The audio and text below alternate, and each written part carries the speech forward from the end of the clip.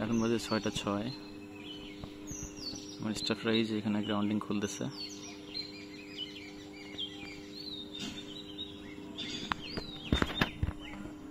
কয়েকটি পাখি অনবরত গান গেয়ে যাচ্ছে।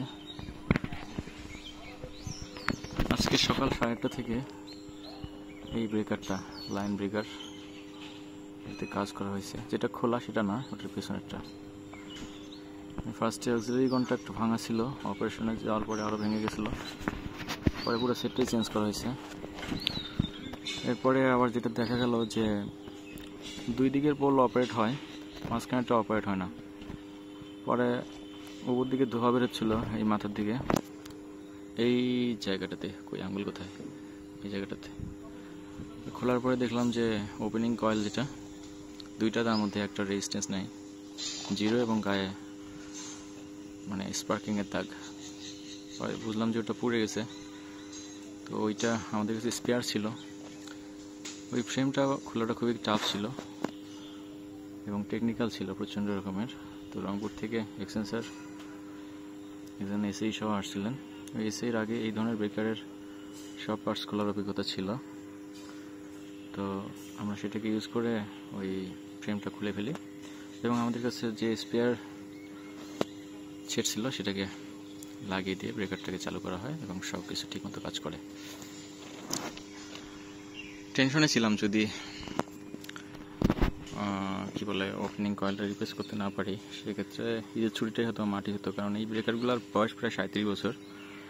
37 বছর মানে কার্যকাল লাইফ টাইম শেষ প্রায়।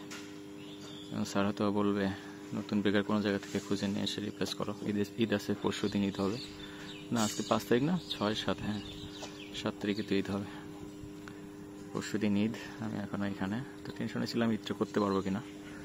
যাই হোক, এখন আশা করা যায় বাসায় যেতে পারবো। আমার ওয়াইফ, আমার baby, they are waiting for me.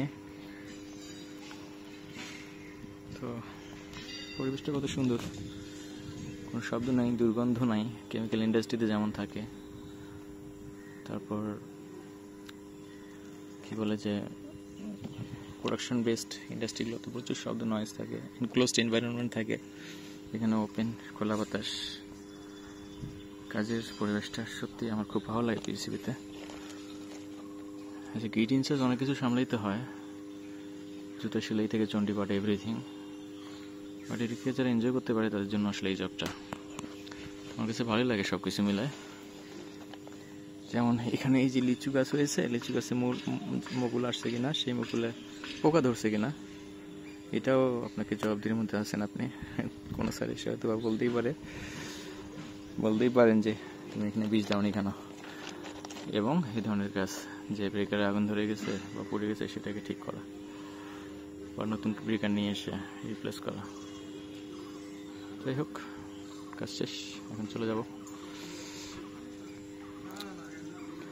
এখন লোড নিচ্ছি, এই ডিএসটা অন করা হবে, এটা এবং এটা অন করে ব্রেকার অন করে দেওয়া হবে।